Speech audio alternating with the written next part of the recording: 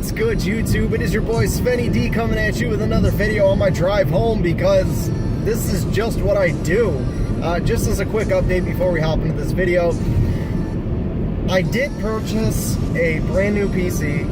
I purchased Adobe Photoshop CS6. I purchased Sony Vegas 15 Pro. I purchased an Elgato HD 60S, some GoPros, and what is it, like a blue snowball mic and a nice little webcam to suffice over what I currently had.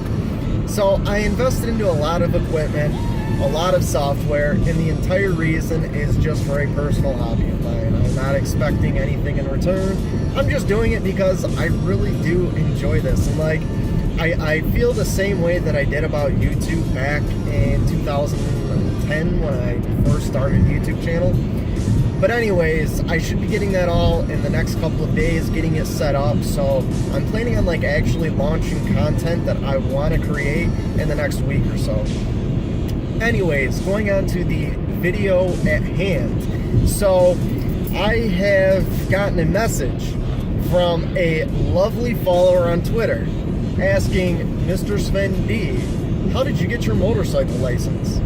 You know, out of like the 4 people a week that respond to me, one of them asked me this question. So I'm going to break it down really quick.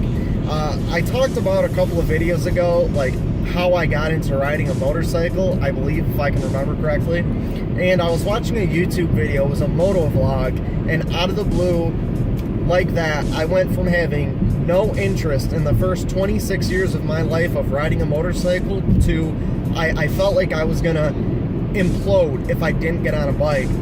So shortly after that, I had watched a couple of YouTube videos on different ways to get your motorcycle license. I did some research online, and that led me to the MSF course, the Motorcycle Safety Foundation course. So there's 2 ways you can get your motorcycle license. Way 1, you can do it just like you would get a license for a regular passenger vehicle like I'm driving now. You can go get your permit. Don't quote me on this, but I believe you have to ride for X amount of weeks or months, whatever it may be, and then you can go and take your road test to get your license. Or option 2, which in my opinion is by far the best, you can go and sign up for the MSF course. Basically what this entails, the course, there's different tiers of courses. So there's one for, I think, like beginning riders, for people that kind of just want to get on a bike and see if they want to ride.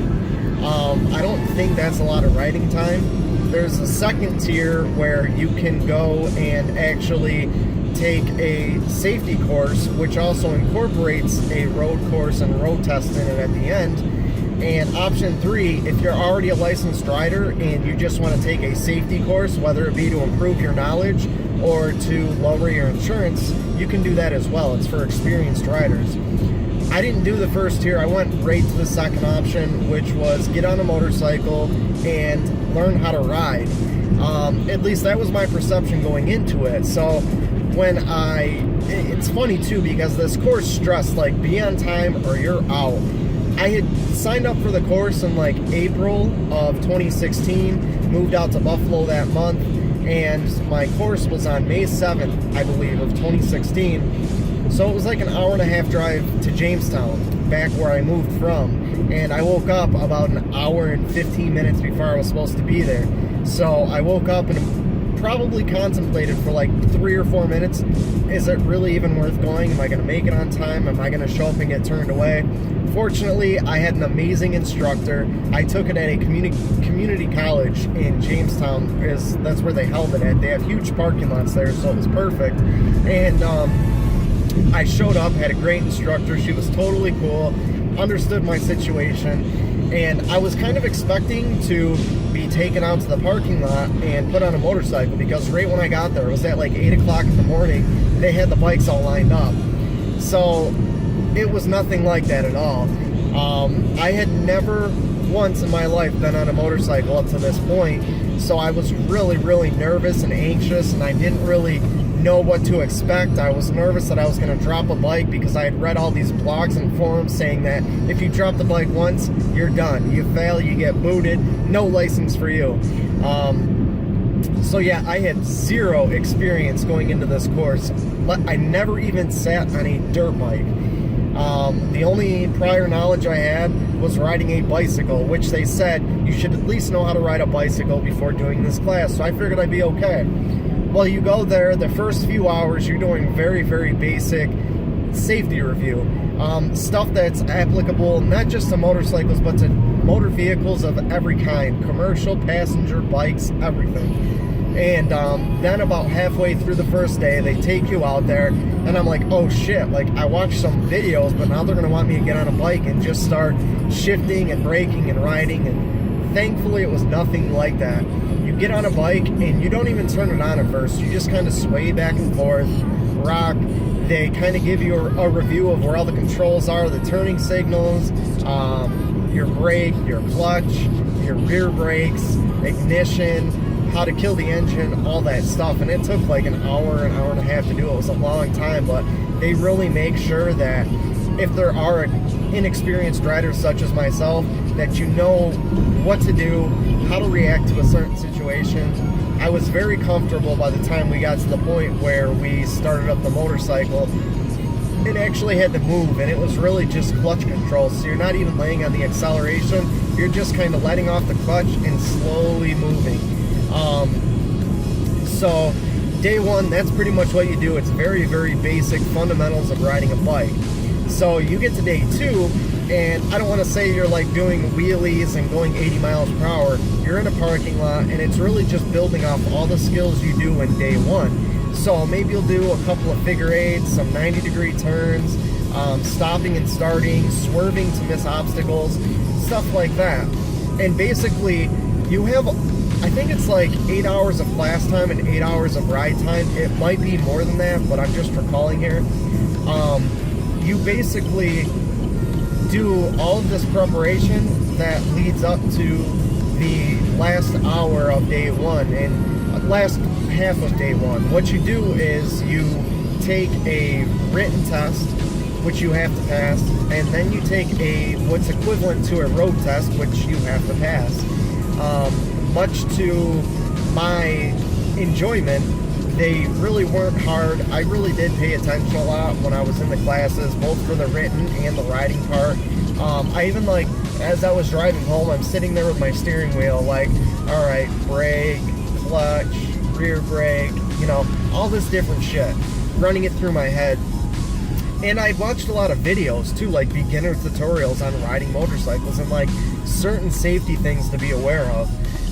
Needless to say, the road test that you take at the end, you basically are allowed like up to 9 mess-ups of any sort. That's like crossing over a white line, not stopping in time, not going fast enough on one part, because they don't want people like puttering around the turn at 2 miles an hour and saying, oh, I'm ready to go on the road. You're allowed up to X amount of points to fail. I had like a third of the total amount of points you were allowed to fail. So I did pretty good on it. I think on my written exam, I only missed one question. Ace that. And like after everything's done, you basically all get put into a room and you wait and you get called in one by one, and they'll review your results from the written test and the riding test. And they'll let you know, hey, you passed, you failed. Fortunately, if you don't drop the bike and like royally fuck up, you'll pass. And they'll give you your temporary license. You go to the DMV. I think you got to do the paperwork for the permit and the license right then and there. And then you get your license in the mail and you're good to hop on a bike and go. The week that I got my motorcycle license was the same week that I ever learned how to ride. And it was the same exact week that I purchased a brand new bike. My bike was a 2016 Kawasaki Ninja 650. I literally got it the same week that I ever sat on a motorcycle for the first time. And a lot of people said, don't buy brand new, you don't want to do that, it's a horrible idea. Well, I did, and it has been an amazing idea. And if I could go back, I would not change a thing. I would not buy used. But the important thing is with all of that is you're going to hear a lot of stuff you should and should not do. The important thing is that you do what you're comfortable with and what you want to do. It's always great to take advice and input and feedback from other people, but at the end of the day, do what you want to do. I can't say that enough, because I can't tell you how many times I was swayed to, you know, purchase a different kind of bike, to not purchase brand new to not take the MSF course altogether, I would recommend to a T, take the MSF course over the other way.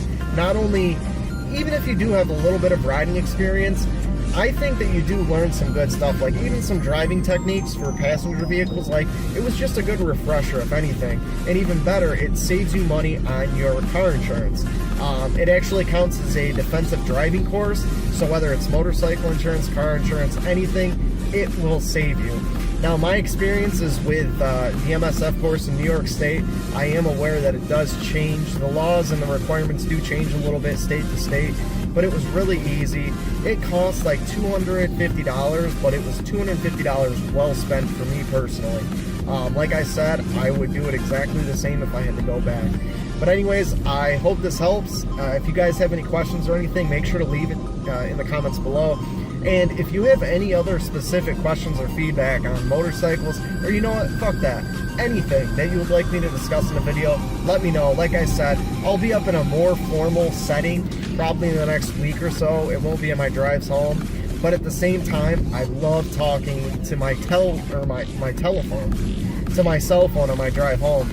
So anyways, I hope you guys have a really great day. Thank you for those of you that tuned in and stuck until the end. And until next time, people, it is your boy Svenny-D. I'm out. Peace.